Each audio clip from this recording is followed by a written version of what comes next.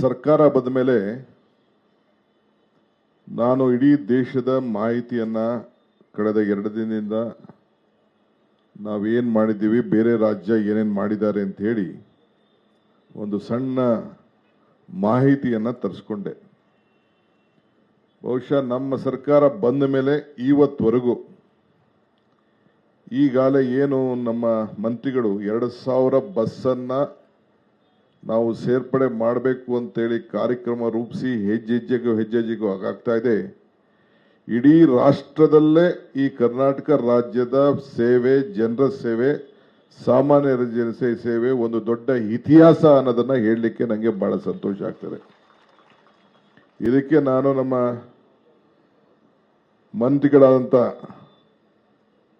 ರಾಮಲಿಂಗಾರೆಡ್ಡಿ ಸಾಹೇಬ್ರೆ, ನಮ್ಮ ಮಂತ್ರಿಗಳಂತ ರಾಮಲಿಂಗಾರೆಡ್ಡಿ ಸಾಹೇಬ್ರನ್ನ ಅಭಿನಂದಿಸ್ತೀನಿ.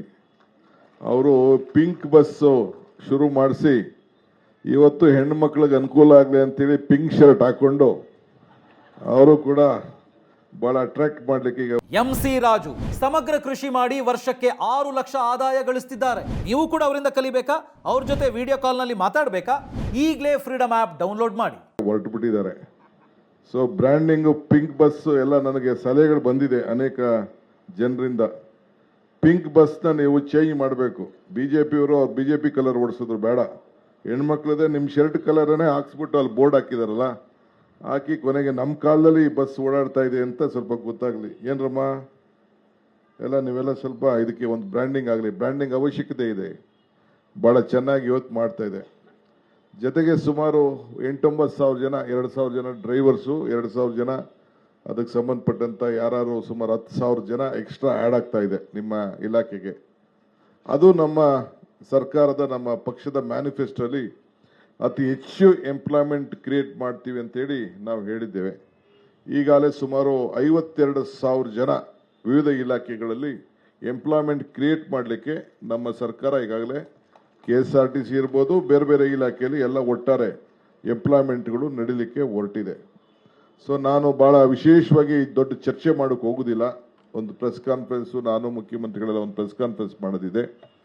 ನಾನು ನಿಮ್ಮ ಇಲಾಖೆಯ ಎಲ್ಲ ಸಿಬ್ಬಂದಿಗೂ ಕೂಡ ಈ ಸಂದರ್ಭದಲ್ಲಿ ಬಹಳ, ಆಮೇಲೆ ನಿಮ್ಗೊಂದು ಬೂನ್ ಇದು ಏನಪ್ಪಾ ಅಂದ್ರೆ, ನಾವು ಶಕ್ತಿ ಯೋಜನೆ ತಂದ್ರಿಂದ ದುಡ್ಡು ಕೂಡ ಗೌರ್ಮೆಂಟ್ ನಿಮಗೆ ಹೆಚ್ಚಿಗೆ ರಿಲೀಸ್ ಮಾಡ್ತಾ ಇದೆ.